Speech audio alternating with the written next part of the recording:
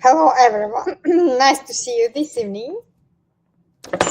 So let us wait for 2 or 3 minutes for the others to jump in, and then we will start.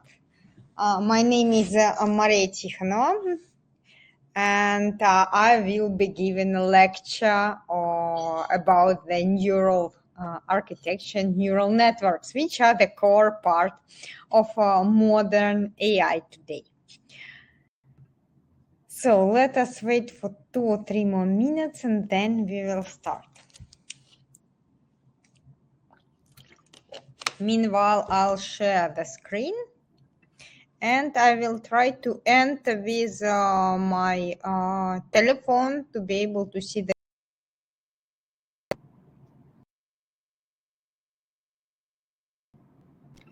At this point, you should see my screen. Please put a plus in the chat if you can see it. By the way, put 2 pluses if you see the screen and you can hear me. It's okay, and everything is good.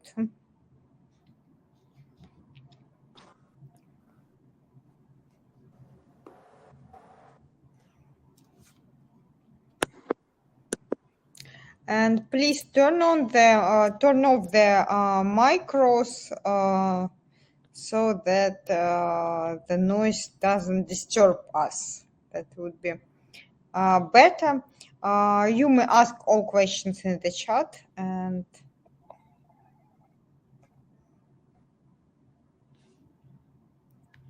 that is okay. 1 second, I'll try to enter with my telephone. No, it decided not to let me in, so I will do the following. Yeah, I think that the lecture will be in English because like the webinar is in English and the language of the industrial webinars is in English. And we have discussed that the webinar is in English, I suppose. Yeah, Master of Data Science is an English program, and there was even the notification that the webinar is in English. And so today we will communicate mainly in English. So please, if you know English and it is okay for you, please write in the chat in English as well. However, if you are not confident in the English language, you may write in Russian. I understand Russian. Just for those who may be watching us from abroad, for non-native speakers, I will be presenting everything in English. So I couldn't, unfortunately, see. Oh, finally, I managed to do this. I managed to open the chat at the same time with the presentation. So now, oh no, still it's impossible. No, it doesn't want to work like this. Okay, so unfortunately I'm unable to see the chat and to be able to present the presentation at the same time.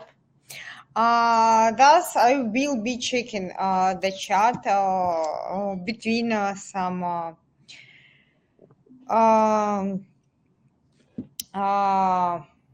logical blocks, and then then I will look at the chat and answer all your questions. So if you have any connections problems, please let me know. Turn on the micro and say Maria, some connection problems. Otherwise, just write questions in the chat. I will stop every, I don't know, 5 or 10 minutes and check the chat. So that all questions are answered.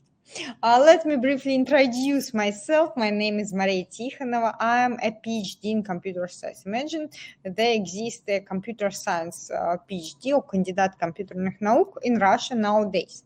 And I'm specializing in large language models like GPT and so on and so forth. I work as a senior NLP data scientist with their devices. Once again, I study the language model, the AI applications connected with natural language processing, and I also teach in a high school. I have a Telegram channel. Here you can see the QR code for it, where I tell about data science. I post some interesting links because I have many students who study data science. So I would be glad to see you among the followers. If you want to be in touch, please subscribe. I would be happy to see you there. So let us start our industrial webinar and let us talk about some AI applications. We see the neural networks everywhere around us today. Let me name just a few applications. First of all, we apply and use for example, we apply neural networks for financial applications and for some forecasting of the cumulative returns or rolling shape ratio. We can use neural network in some expected fields like agriculture and farming. For example, we use computer vision method to detect or to check to verify the quality of the farm fields.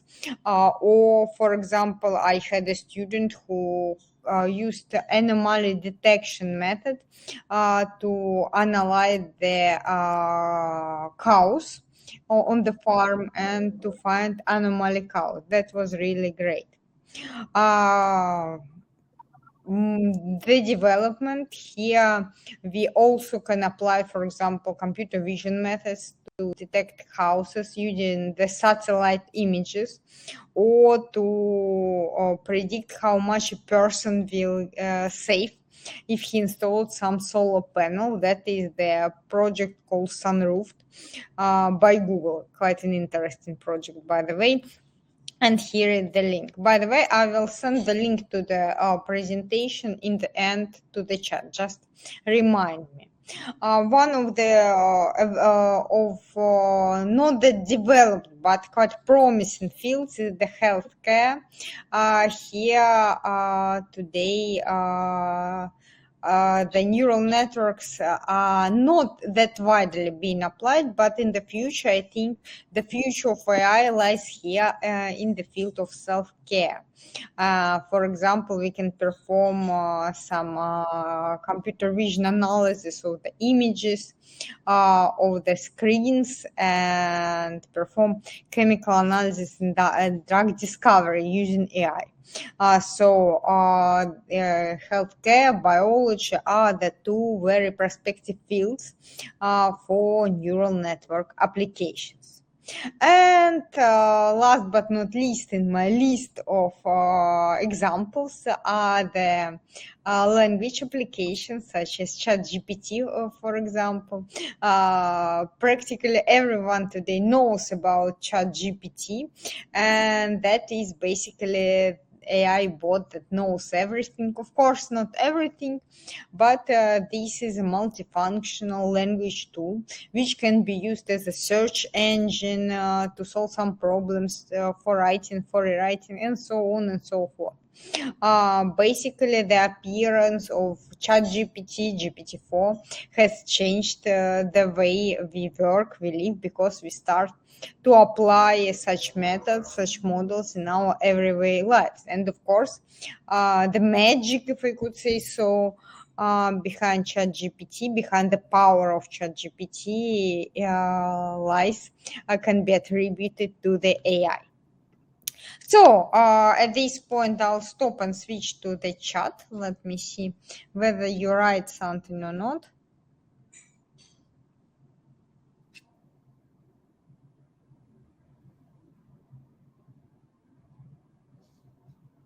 Oh, you do not see my screen?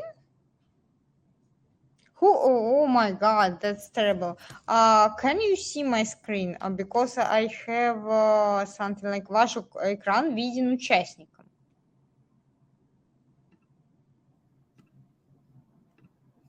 Was it okay with the presentation when I showed? Okay, Anna, yes. So, and can you turn on the micros and turn off the micros? If you can, so if there are some problems with the presentations, but just let me know. At this point, now I'm not sharing the screen.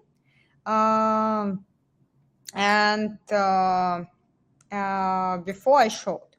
Okay, that's really great. Maybe the link appeared in the chat. System. Oh, finally, I see the link. So I will finally be able to follow the chat and the presentation.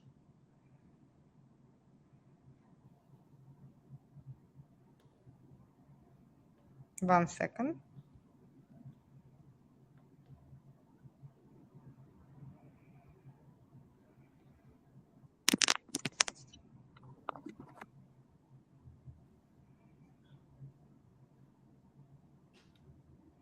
Oh, it said that the webinar is full.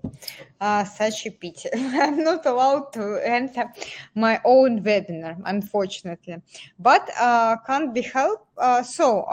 Please, if something is wrong, just let me know. But as I understand, in Google Chrome, the sharing is okay. This may happen in some systems when in other applications or on other browsers you do not see the presentation, unfortunately, but hope in the recording that would be okay.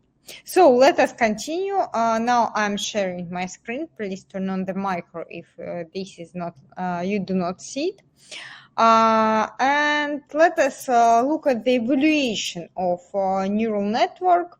And of course, the concept of neural network appeared last century in the middle of the 20th century. Of course, not 19th, but the 20th centuries. However, the era of neural networks began at the beginning of this century. First, neural network started to be widely applied in the computer vision task, namely for image classification. While, for example, in the beginning of the 20th century, classical classification methods were able to solve the classification task, the binary classification, to predict whether we see a cat or a dog on the image with such a low accuracy at the rate only about 60%. In the year 2014, the neural network allowed us to achieve practically 100% accuracy with the score of 99%. That is really great. But that was just the beginning. Neural networks started to grow from the year 2010. And if we look at the classification error on one of the most popular benchmarks, we see that it decreases rapidly, while in the year 2010, the error on the classical ImageNet dataset, where the goal is to predict one of many classes which you can see on the image. This dataset contains different pictures with cat, dogs, cars, and so on and so forth. And basically, the goal of this dataset is a classification problem where you need to predict what do you see on the image, whether it is a dog, a cat, a crocodile, a table, and so on and so forth. And while in the year 2010, the algorithm solved these tasks with quite a high error of 28%. By the year 2014, the error decreased to 19%. And after the appearance of the neural networks, which were really deep, namely in the year 2017, the ResNet was released, which had 152 layers, and the error dropped dramatically to 4%, which is really nothing for such a difficult task. The task is really difficult, even human make errors on it because we are just not very attentive. Sometimes we are tired, and when we respond to the task, sometimes we are not 100% correct. Another interesting direction of computer vision is the image generation, which started basically with the face generation. And here you see the example of the evolution of the face generation algorithms. And while you see that in the era of 2014, the quality was really poor, the images, I won't post the image like this even on Instagram, saying that no, it's very low quality. By the year 2018, the face was really, the image was really very, very realistic.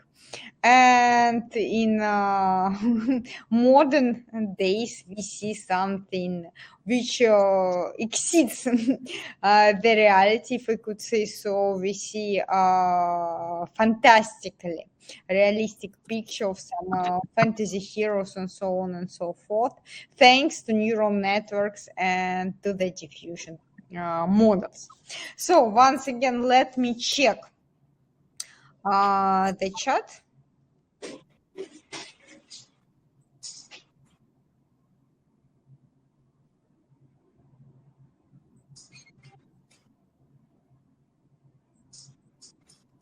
Okay, so some people have some problems, but others can see it, as I understand. Hope that it is okay, because yeah, it shows that the screen is visible to all all people who are here.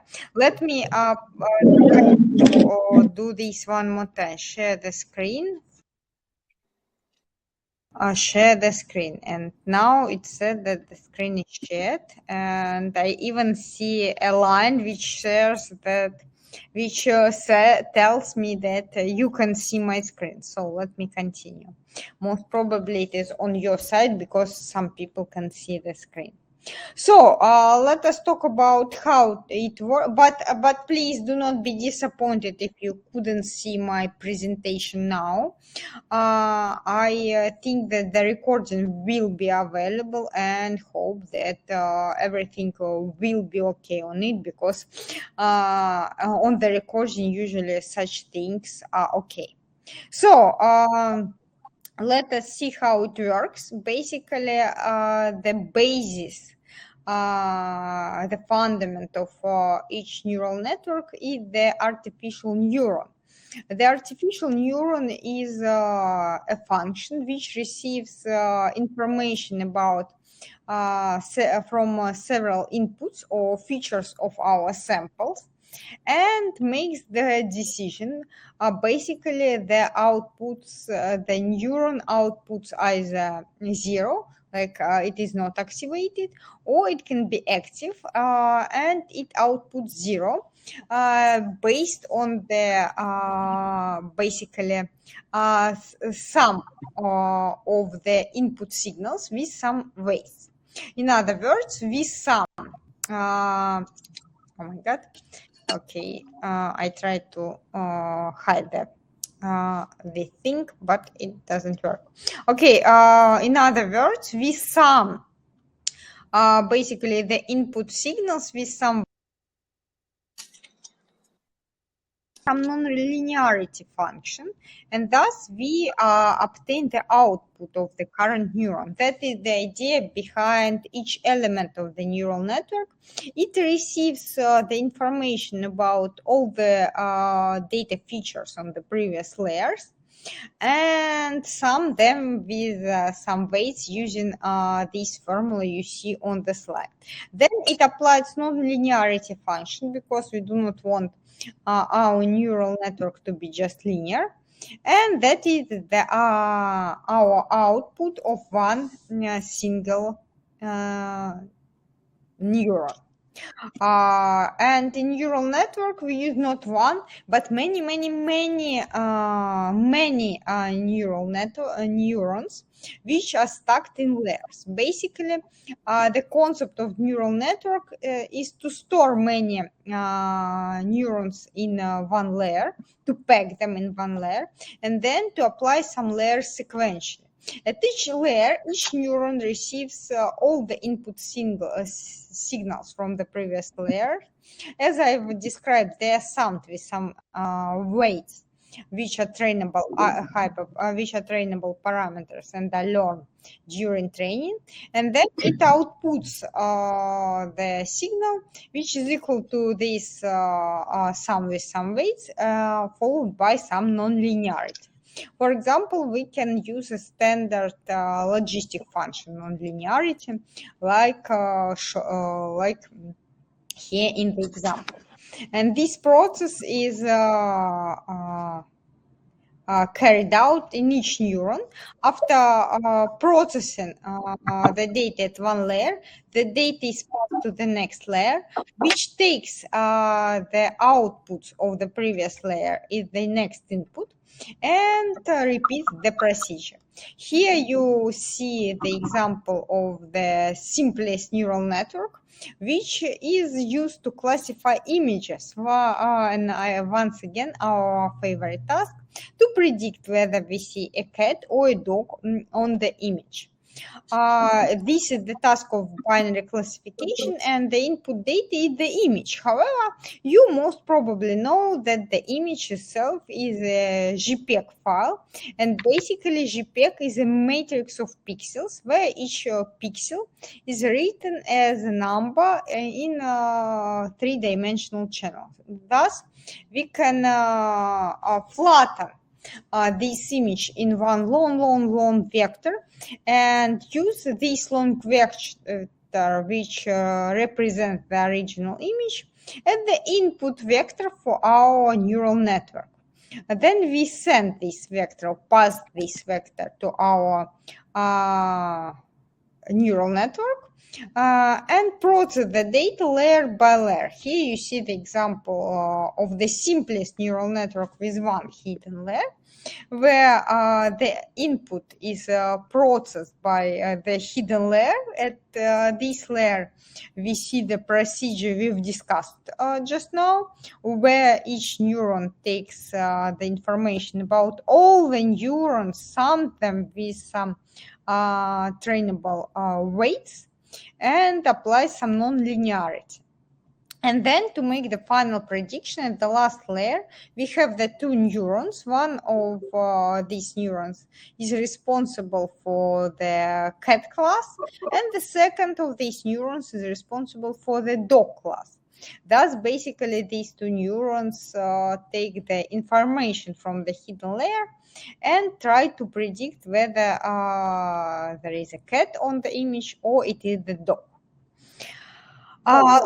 Let me now discuss the training procedure, but first, once again, let me check the chat.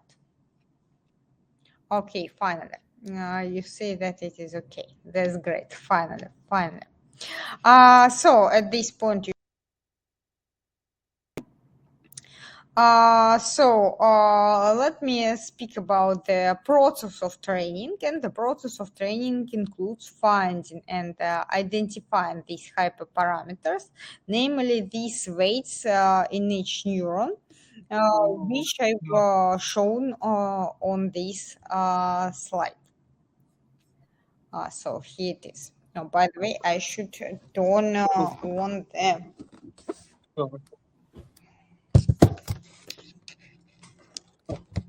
Let me do like this because my battery is low, and for us not to lose the connection, let us do like this. So basically, let me see how it looks. Okay, nice. So basically, returning to our training procedure,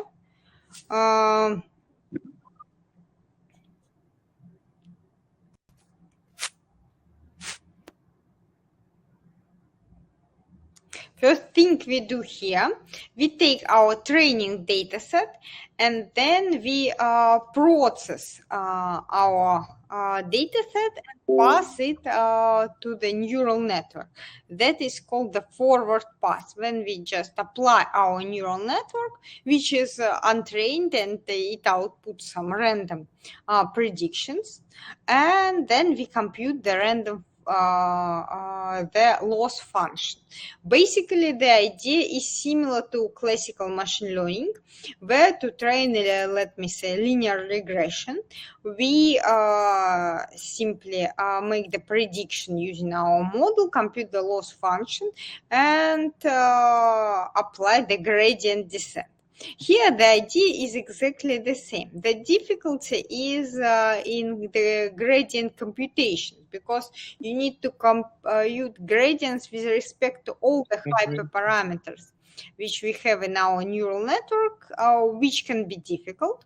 However, thanks to the chain rule, we made it is possible to compute these derivatives with respect to all the hyperparameters layer by layer, from the bottom, from the last layer of our neural network up to the first layer. That is called the backpropagation rule.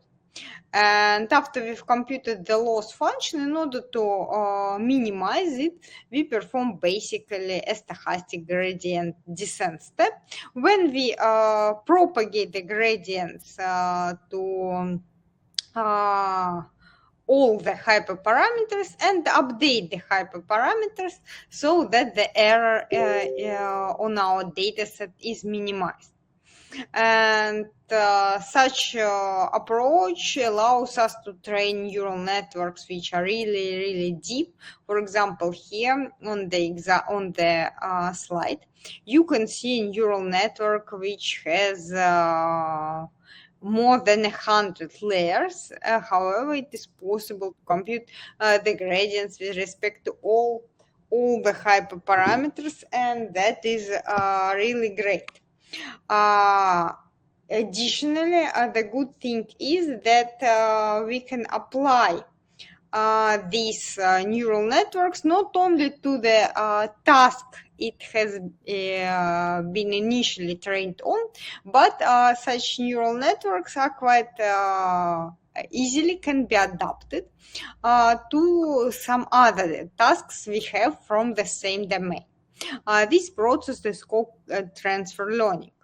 For example, the classical approach includes original training of the neural network on the ImageNet dataset. That is the popular dataset I've mentioned a little bit earlier, which has many images and is aimed at the classification task, where the goal is to predict what is depicted on this image, whether it is a cat, a dog, or something else.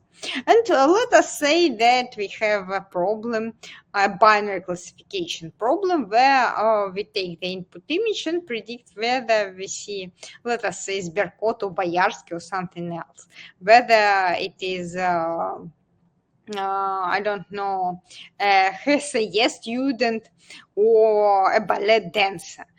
So we have a binary classification problems, but the classes are not, the exact classes are not included in the original data set. And for this, we might take the neural network, which was originally pre-trained for the classification on the ImageNet dataset, and basically it knows how to classify many classes, so it's quite clever. However, it needs some additional training to be able to distinguish between your particular classes, let us say, hezayeh student and the ballet dancer. And for this, we simply remove the last layer, it is called the classification head, from our original neural network, leaving all the other layers which have already been trained and changed, and add a new layer, a new classification head on top, which we are going to train. And then we have the two ways how to train the neural network for the task we have. We may either train the whole neural networks, all the layers, including the new head, or we may simply train the new head. It's up to you. Both approaches exist and both ways are possible.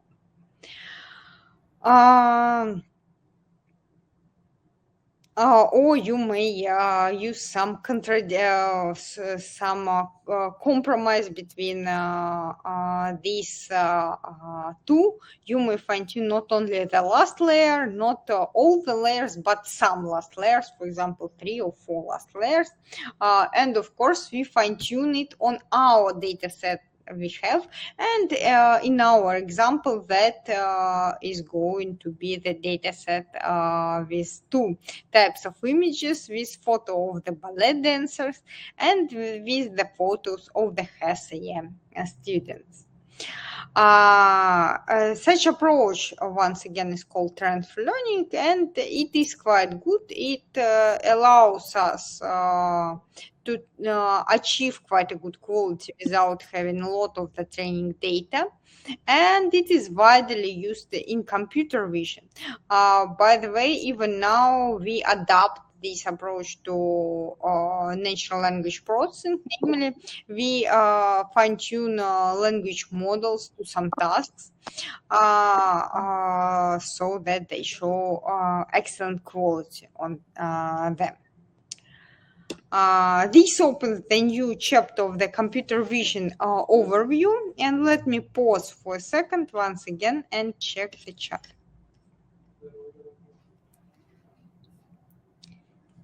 To find whether it is a spare cat on the picture or the Boyarsky. Yeah, Ivan, you are right. By the way, there are some interesting pictures for the classification tasks where you have to distinguish between cakes and mobs. And for some pictures, when it's булочка с изюмом, it can be really hard to understand whether it's булочка с изюмом or Boyarsky. Sorry for my Russian. So, returning to our presentation, let us see what language models manage to achieve using this approach. And another interesting layer type called convolution. Basically, the idea of a simple neural network which takes all the input signals at each layer works quite well. However, it contains an immense number of hyperparameters, and it is quite difficult to train. And in computer vision, we use an interesting type of layers where we apply the convolution. That is the matrix which we multiply pixel-wise by different pictures of the original image, and then sum the results. Thus, when we apply the convolutional filter of the size, let us say 3 by 3, for each region 3 by 3, we obtain one output value, which is the result of the convolution. And this result of the convolution, once again, is a pixel-wise multiplication between the region on the image and the values in the convolutional filter, which are then summed. Basically, the result of the convolution is high if the pattern on the filter coincides with the pattern on the region and the image. And that means that if, for example, the filter is responsible for some lines, the response will be high if the region on the image contains a line. If the filter corresponds to something which resembles an eye, then the output of the filter will be high if we find such an eye on the image, and so on and so forth. And so filters are good at pattern detection. And the magic behind this is that we do not need to predefine filters in advance. They are the parameters trained on the training phase, and these patterns are learned automatically thanks to the possibility of modern AI and thanks to stochastic gradient descent. And such approach once again finds its application in computer vision, where such convolutional layers are able to identify patterns on images, and thus they are quite applicable. Another important approach widely used today is the approach of diffusion models. Basically, all modern generative models which work with images are the diffusion models. And the idea of the diffusion model is to generate the image given some text or a prompt. Most probably you know that because I think that all of you have tried playing with Midjourney or ChatGPT. Or not the ChatGPT, Midjourney or Kandinsky or something else. And the idea that in process of training, a model receives a pair, prompt and an image which is disturbed by noise, and then the goal of the neural network is in process of training to restore the original image from noise, and thus the neural network trains to create realistic and wonderful images just from noise. From chaos it creates wonderful images and pictures, and that is really great. One of the most popular and one of the most well-known of such a generative neural networks for Russian is the Kandinsky model. By the way, that is the models my colleagues in Sber train. And I really like this model because it's publicly available. You may simply use it in the Telegram bot, and I really like it generation. By the way, I have a present for you just today. Before the webinar, I read the announcement that they incorporated the video generation in this bot. I didn't know about this either because I work with other model types, but I've seen that my colleagues incorporated this video generation, and now following this QR code, you may add that generated text to an image. I've tried the video generation. It is not that good at the image generation, but it's quite interesting. So you may scan the QR code and play with it. Let me now switch to natural language processing field, and basically speaking about it, it is the subfield of the data science and machine learning and artificial intelligence, which includes methods for automatic text processing.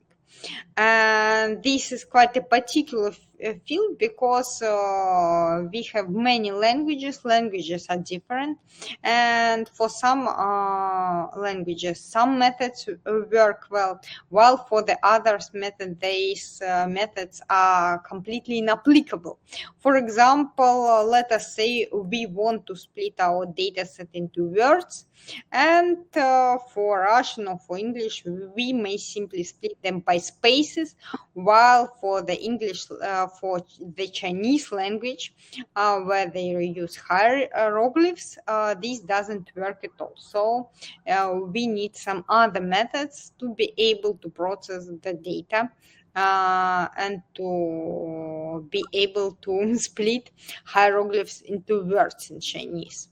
Moreover, speaking about the model training, we have to use different data in different language for to be able to create neural networks which work with different languages.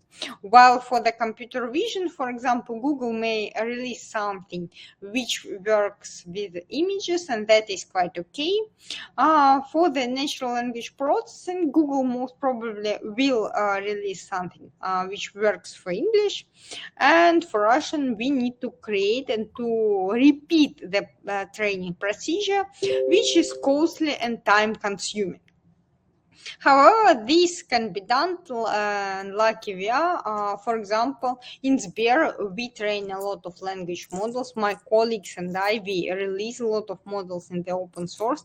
And that's great because thanks to the transfer learning abilities of such neural networks, you can reuse them, fine-tune and adapt them to your downstream tasks. Speaking about the model architecture which is used in natural language processing, all modern neural networks in this field are based on the transformer architecture. This is the revolutionary architecture which was proposed in the year 2017 in the famous paper "Attention is all you need."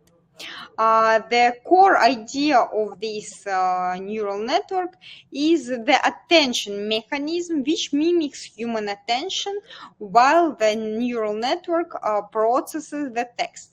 Namely, the neural network reads the data token by token, and at each step it understands what words from the context it has already read are important for the understanding of the current word, and incorporates that information about these words into the embedding of the current vector and puts at the same time the attention to the really important words.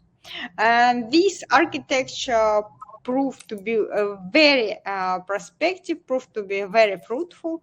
And since the year 2017, a lot of transformer models have been created using this architecture. This is a modest, small tree of the transformer models which have been proposed since then.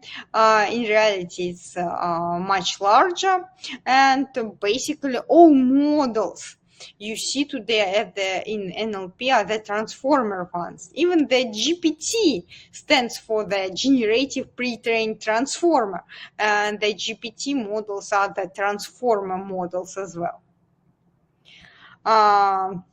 Speaking about the transfer learning approach, which is widely used in NLP as well, it was adapted to this field in the paper on BERT model, where the authors proposed the following two-step procedure. First, they pre-train a neural network, which is called a language model, to speak or to write in the particular language. And for these, they use an immense corpora, unlabeled text corpora, let us say the book corpus or all text from the Wikipedia. And they just train such neural network for the language modeling objective, that is to write texts which sound naturally in this language. And then after performing this procedure, which can be time consuming, you can save the model and reuse it many times by adapting it to various downstream tasks like classification, for example. For this, you train the pre-trained model which already knows the language and fine-tune it for some time. That means that you train it a little bit more for some time on the task you have. Let us say the sentiment analysis problem, where you have to predict whether the text is positive or negative based on the text itself. Moreover, modern models, as you probably know, can be used without fine-tuning, as long as they're so clever that they understand our intents and what they want just from one single prompt. For this era started with the GPT-3 model, which lies in the fundament of the modern ChatGPT. The novelty of the GPT-3 model was in its size. Basically, the model was so big that in the pre-training phase, it incorporated very much information from the context and started to be able to solve some tasks just by looking at the prompt. If we asked such a model in natural language to do something, it continued generating the text in the pattern that we wanted. However, still, it wasn't the quality of the ChatGPT model. It was something like this, as in the example, when we have the piece of code and the question, what is the purpose of the list C in the code? The model generated the 4 options for this test because it sounded natural for it according to the data it's seen during the pre-training phase. During the pre-training, most probably, it has worked with a lot of training tests with multiple choice answers, and thus the natural idea is to generate 4 options for this question. However, in reality, we do not want the 4 options. We want the careful answer, the detailed answer on our question, and that basically means that the answers of the original GPT-3 model were misaligned with our intents. And to align them with our intents, we used a special procedure where we fine-tuned the model on some additional instructive data. These are the data which contains some realistic example of what we want from the model. For example, it contains such examples like write a short story with the example of the story, write an anecdote, list 5 ideas for something, and other things. Such data sets are quite costly to create because they require data annotators who create such data set. But if you have the resources to annotate such data sets, the result is really a wow result, if I could say so. And that was what exactly the OpenAI did. It hired many annotators to label the instructive data set, which contains a lot of realistic examples of how users interact with the ChatGPT and the desired answer of the models. And then they fine-tuned the original GPT model on such a data set and obtained a really impressive result. Now, at this point, the model answered with a detailed explanation on the question about the purpose of list C in the code, and that was really great. Basically, thanks to this, we may use such LLMs, large language models, for many text generation tasks like summarization, code generation, and so on and so forth. Let me name but a few. I've already mentioned the code generation task. And that is not a coincidence that such a neural network knows the code, because the code data, the GitHub repository, they were originally included in such a data set. Moreover, it can generate HTML, and we even combine such models with, for example, text with image generation models, and by uniting them, we obtain text-to-image models. So this brings us to the next chapter, namely where can we take the data to train all this, because the data is the crucial thing in this process. And let me look at the chat. Okay, according to the chat, it is okay. So let me continue with the data sources. First of all, there exist many labeled datasets in the open web. I've already mentioned the ImageNet dataset, a classical benchmark which many data scientists use for model training and for benchmarking. Once again, here you see its structure. It contains images with various classes, and thus you can profit from it. Moreover, you can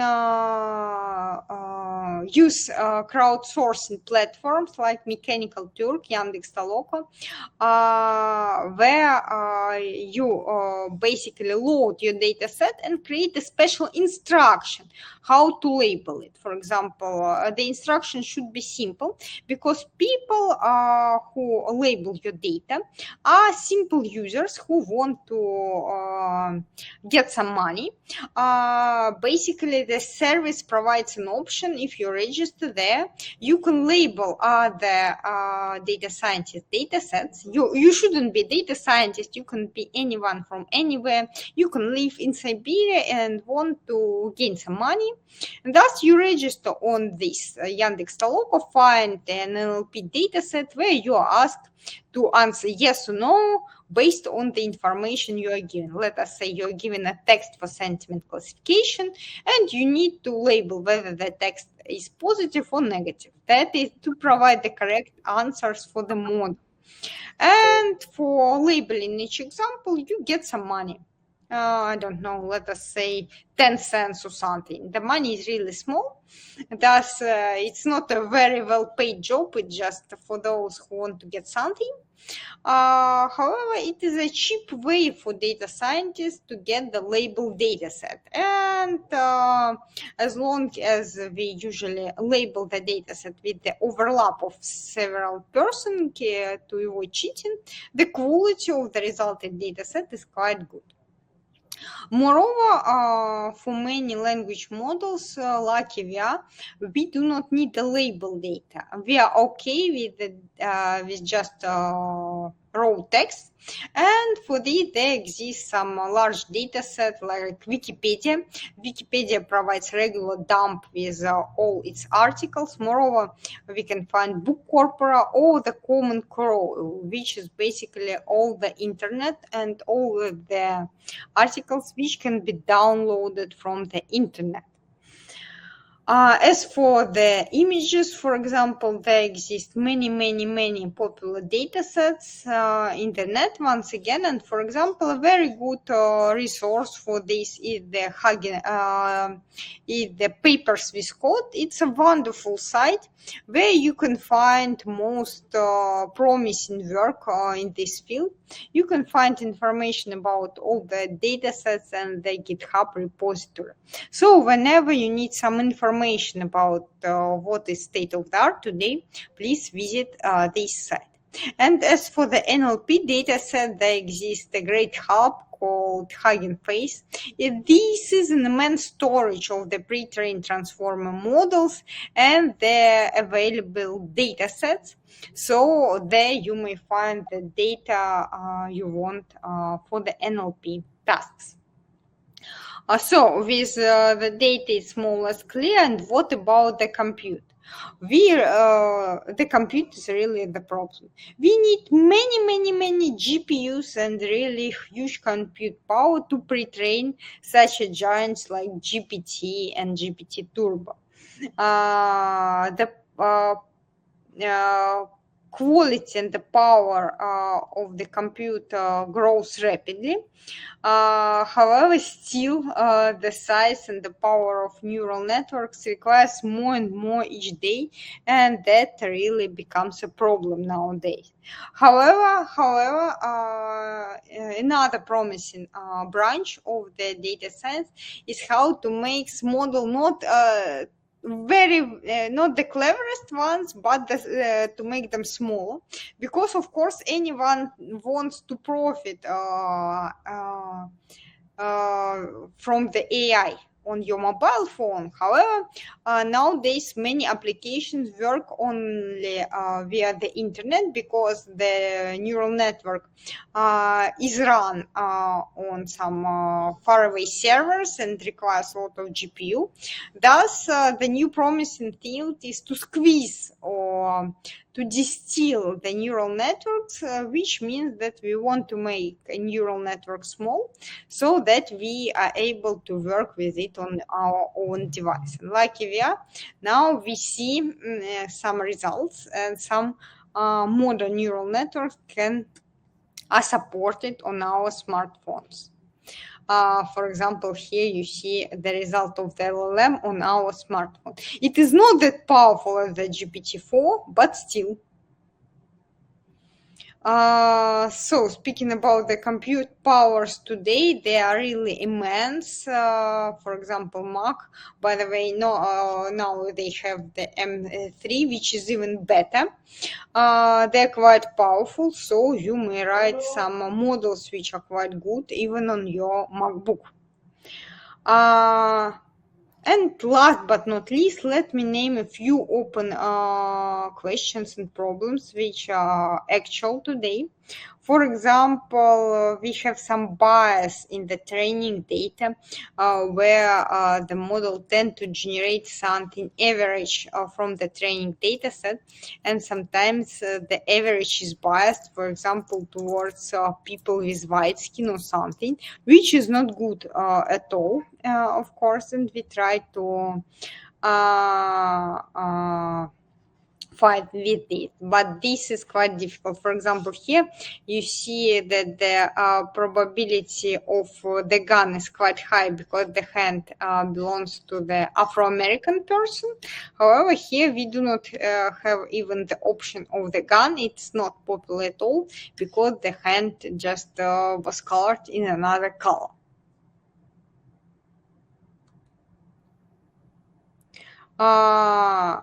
Sometimes the model predicts reacts in a strange way and tries to solve your question in the way which you didn't expect from it, and this can be disappointing as well, especially if you use such models in some business cases. And still we are far from the human level. Maybe this is lucky, but our brain is still the most effective GPU, if I could say so, and it works faster and doesn't require such energy as a single GPU microchip. So that brings us to the end of our webinar, and let me conclude it by saying that neural networks constitute the core part of modern data science today, and they're practically everywhere around us. These neural networks usually require a lot of training data, which is difficult to obtain, and the data is the main value today, of the highest value today. And do not forget about the biases when using neural network in sensitive spheres. So thanks for coming today. Once again, here is my QR code with my data science channel. By the way, do not be afraid, the channel is in Russian. I will post the presentation there, and most probably will share the link of the today's webinar there when it will be published. And when it is published, and let me now switch to the chat and answer your question. By the way, I stopped the recording and send you the link to my Telegram channel for the simplicity. Here you are. Would you use neural networks for the programming, like for solving some tasks with code? Yeah, why not? That is a reasonable thing to do. Anna, thank you. Sorry for these problems in the beginning. Really, some platforms, they are quite confusing with this screen share, but hope that it was okay. Thanks for such comments, because I really tried to make it colorful, because the topic itself is quite difficult, but I tried to make it not that boring and not that unattractive, because really this field is really very, very interesting. The question, what should I study before start learning neural networks? Well, basically you should know some mathematics like linear algebra, statistics, and mathematical analysis. Then you should know the core principles of the machine learning and the Python language, because we program in Python, and that's it. But do not be scared if, for example, you enroll in our Master of Data Science program. Once again, I'll show you the link.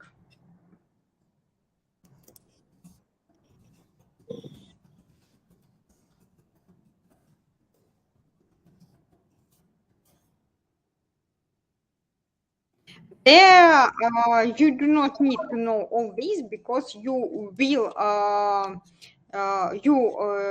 you taught all these disciplines before studying neural networks, and of course, we have a wonderful deep learning course there.